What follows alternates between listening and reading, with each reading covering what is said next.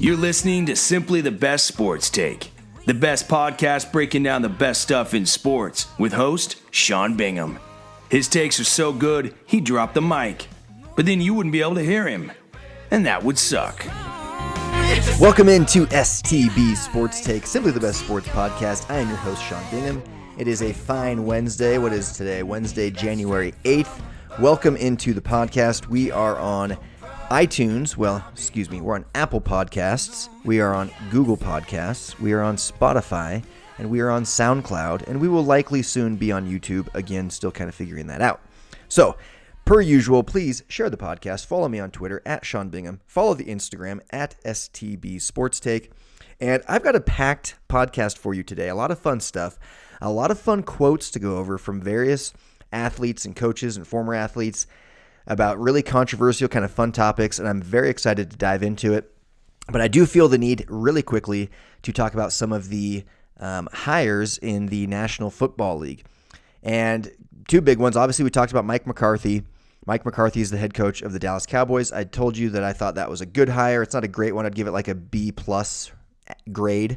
I think that's a good hire. I think the Cowboys will improve, and I think they'll honestly probably win the division next year and probably even win a playoff game and then lose in the divisional round, which is certainly better than they did this year. So I give that a B+. The Redskins, we already talked about that. Hired Ron Rivera. I'd give that one a B+, A-, only because the Redskins needed such drastic change, and I think that'll come. But recently, the ones that are most hot right now are Joe Judge, the Pats wide receiver coach, was hired by the New York Giants. And I'm going to be honest, I had never even heard that name until yesterday. So yesterday, I heard the name Joe Judge. He was the wide receivers coach for the Patriots. And I do know that the Patriots receivers were not that great this year. I feel like they actually really underachieved. And the other thing I know is that Bill Belichick's coaching tree is horrendous. And I've got it pulled up here in front of me. Listen to some of the names on Bill Belichick's coaching tree. These guys do not succeed elsewhere. So if I'm the New York Giants, that's my biggest concern right now, is that there is like a huge track record of failure from Bill Belichick assistants. So going down the list, Romeo Crennel, remember this entirely, coached the Browns and the Chiefs, failure. Al Groh, the New York Jets in 2000, don't remember that. I was actually on a church service mission in Russia in the year 2000, and that's the only year he coached there, Al Groh. So that shows how well he did. Josh McDaniels for 2 years with the Broncos, failed. Eric Mangini, both with the Jets and the Browns, fail. Nick Saban, only in the NFL, not at Alabama, but with the Miami Dolphins, fail, pushed him back to college. Jim Schwartz with the Lions, fail. I'm going to skip Bill O'Brien because he's the lone kind of bright spot. We'll come back to him. Matt Patricia, currently with the Lions, not going well, not making playoffs. Brian Flores with the Dolphins. They did have some improvement down the stretch. At the end of this season, ironically, they spoiled the Patriots' season essentially by winning Week 17. And now Joe Judge is the 10th assistant, Bill Belichick assistant, to become an NFL head coach. So literally none of them have had great success. Bill O'Brien had some success at Penn State, and he's having decent success in Houston with the Texans. They're, of course, in the playoffs and are still in the playoffs. But they have a fantastic roster that you could argue is kind of underachieving. And he's the lone bright spot. So if I'm the Giants, I'm not super stoked at the Joe Judge hire. So that's my opinion. I'm not going to say he's going to fail because I really don't know anything about the guy. But I'm just saying the track record is Bill Belichick coaching tree fails, like literally across the board. And then secondly, I feel like the receiving core in New England was pretty weak this year.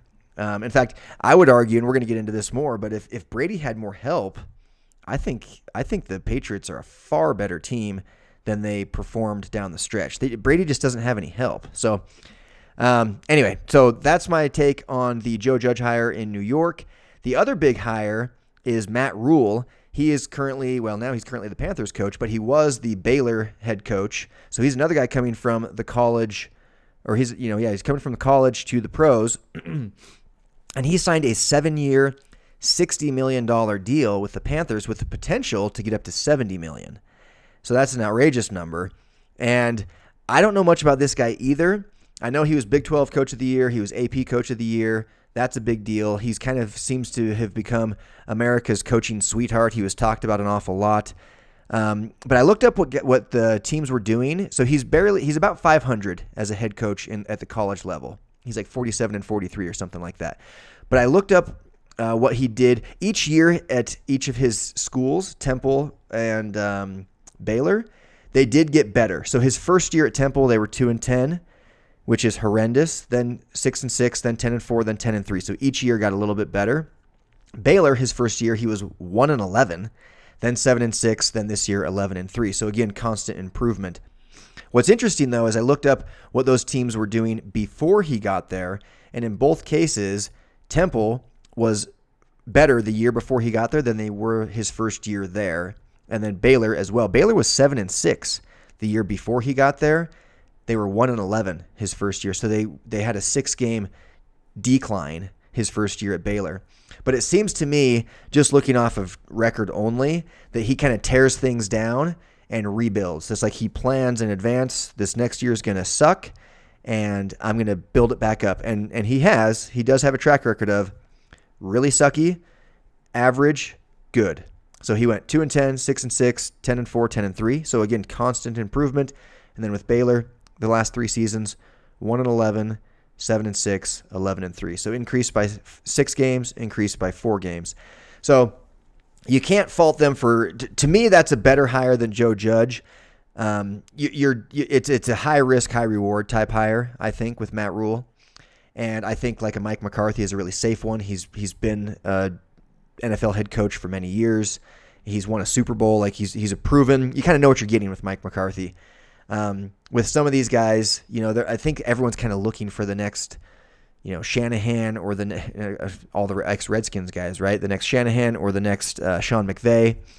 And maybe Matt Rule's that. I don't really know, but seems like a high-risk, high-reward type guy that has a very mediocre record and just got rewarded with $60 million for that. So interesting hire there. Tua Tagovailoa going pro. Quick note, I think that's the right decision. It feels like the NFL is moving more and more in that direction to kind of a dual threat quarterback. And I actually looked up in the playoffs that are, the current playoff teams, 4 of them have mobile dual threat quarterbacks. And that used to be more the exception than the rule. It certainly hasn't transitioned to being the rule. Like we haven't swung that far in the quarterback position by any means, but it's becoming more and more common that quality star quarterbacks are dual threat. So you look at Vikings and Niners, that's one where neither one of those guys, they're not immobile, but Garoppolo and Cousins aren't really known for, being dual threat. They're pocket passers. Titans and Ravens, obviously Lamar Jackson with the Ravens is the best running quarterback in the history of the NFL. And then the Titans had one with Marcus Mariota, but as soon as they benched him, they got a heck of a lot better with Ryan Tannehill. And he's mobile, but he's not a huge runner. But then on the other side of things, Seahawks, Packers, both those guys are mobile, Aaron Rodgers and Russell Wilson. Russell Wilson's extremely mobile. And then Texans and Chiefs, oh my goodness. I mean, Deshaun Watson and Patrick Mahomes, I mean, those guys are mega running threats. So it does feel like the NFL is shifting more and more towards that dual threat, more athletic type quarterback, and that it's working well for a lot of teams, whereas it used to be more the exception, like a Mike Vick, type of guy. And now it's just becoming more and more common. So I think it's smart for Tua to go pro. He's got nothing to gain by staying in college other than, maybe he improves in the draft a teeny bit, but chances are he'd get hurt again. I don't really know, but it feels like the right decision. So, okay, so now I've got that stuff all out of the way. Tom Brady posted a very interesting Instagram just this morning, actually. So it's 12:45 where I'm at in Utah. And just this morning, I'm on Instagram, and Tom Brady, it's a pretty long post. I won't read the whole thing. You can go check it out. But it ends with this. He says, in both life and football, failure is inevitable. You don't always win. You can, however, learn from that failure. Pick yourself up with great enthusiasm and place yourself in the arena again. And that's right where you will find me, because I know I still have a lot more to prove. Actually, he didn't say a lot, because I know I still have more to prove. So Tom Brady's saying, I'm going to be in the arena again next year. I am playing. So I don't think any of us had any question he was going to keep playing. He has definitely confirmed it now. And I don't think it's going to be for the Patriots, though. I don't think that you'll see, and if it is, I don't think you'll see Belichick back. One of them is gone. This season felt very similar to me as the Bulls in 98, the 97-98 season, their sixth championship year, the second three-peat, when Jordan retired the second time, which probably should have been the final time, but he came back like 3 seasons later and played a season and a half with the Wizards. But it felt like that season, the last dance. And you're not going to see Tom Brady and Bill Belichick both back at the Patriots next year. It will not happen. One of them is gone, and I feel like it's probably more likely Tom Brady. And I think there's a good chance that they want to go prove that they can do it without the other. Belichick's got to be a little bit frustrated knowing that Jimmy Garoppolo is, making playoff runs in San Francisco when he was supposed to be Brady's successor.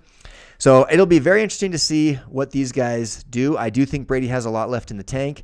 I said in an earlier podcast that the Tom Brady New England era was over, and I stand by that. Certainly the Bill Belichick, Tom Brady era in New England is over. But I do think Brady's got another year or so left in him if he's surrounded by superior talent. I think he's a quarterback that if you place him on certain teams, and I know there's a lot of people talking about the Chargers, I think Phillip Rivers is a pretty fine quarterback, and so I don't see Tom Brady coming in and making them that much better personally.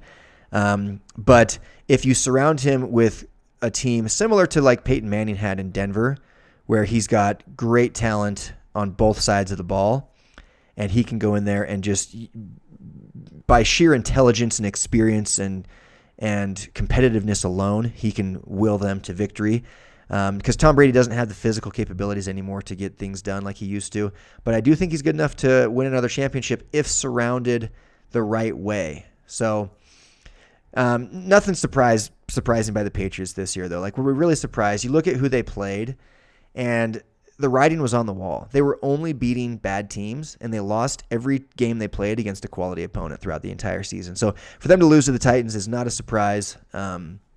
But I'm just every day I just am curious what's happening in New England with these guys. But anyway, okay, so moving on. That's enough about the NFL.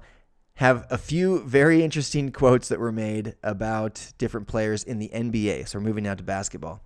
The first one was, and you may have heard this, it was 2 days ago, Jerry West gave a pretty high praise to Luka Doncic, and I heard a bunch of people just up in arms, just so upset that he would say such a thing. Like, oh, how can you disrespect Dirk Nowitzki? Here's the quote. Jerry West says, "I've been around a long time, and I've seen a lot of special players. There's a difference between all-stars and superstars. A superstar is different, and that's what Luka Doncic is. He'll be the best player that Dallas has ever had. I have great respect for Nowitzki, but Dirk is not him." And people are just wait till Luka wins a championship, then talk. And I'm like, dude, he didn't say he's better than Dirk. He said he will be better than Dirk. And anyone that disagrees with that isn't watching. Luka is dominating the NBA right now. He is the MVP. Luka Doncic right now, at this point in time, is hands down the MVP of the NBA. It is not James Harden. If you're starting a team today and you can draft anybody for the next, and your team's going to be going for the next 5-10 years, you are crazy if you're not taking Luka Doncic number one. He is absolutely the MVP of the NBA right now, and he absolutely has the potential to be one of the all-time greats and certainly better than Dirk Nowitzki. That's not saying he is right now. That's not saying if he retired tomorrow that we'd consider him greater than Dirk. Not even close. That's not what he said. He said he's going to be better than Dirk. And that's, of course, with the assumption that he stays healthy. And I don't disagree at all. At all. Luka is steamrolling through the league. The guy's getting 30-point triple-doubles every night, it feels like. Every time I look up, it's like, oh, Luka got another triple-double. The guy's 20 years old.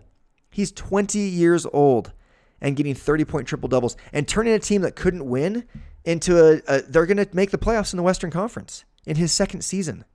They will be like the fifth or sixth, or they'll make the playoffs. They'll probably, my guess is they'll be like the sixth seed. They'll be the sixth seed in the Western Conference, which I think is where they are now, thanks to my Utah Jazz. Climbing into fifth. They got a game tonight against the Knicks. Jazz are rolling. They've won 6 straight. But Luka is a stud. and he will be the best player the Mavericks have ever had, and he will go down as an all-time great. What he's doing is unbelievable, and his confidence grows every day. His abilities seem to grow every day, and the guy, there's nothing he can't do on the basketball court. He's that good. So I am with Jerry West on that quote. And I had to take a look because I couldn't remember. I knew DeAndre Ayton was the number 1 pick when Luka got drafted. I couldn't remember who was number 2, which doesn't say a lot for this guy, but it was Marvin Bagley III. And those guys are both quality players. DeAndre Ayton, of course, got a pretty big suspension this year that took him out for like 25 games, but they're both good players. But man, it's things like that where it's like the Nets drafting Sam Bowie over Michael Jordan. Maybe not that bad because Marvin Bagley can play, but he's one of those talents, Luka is, where you're just like, I wish we would have taken him.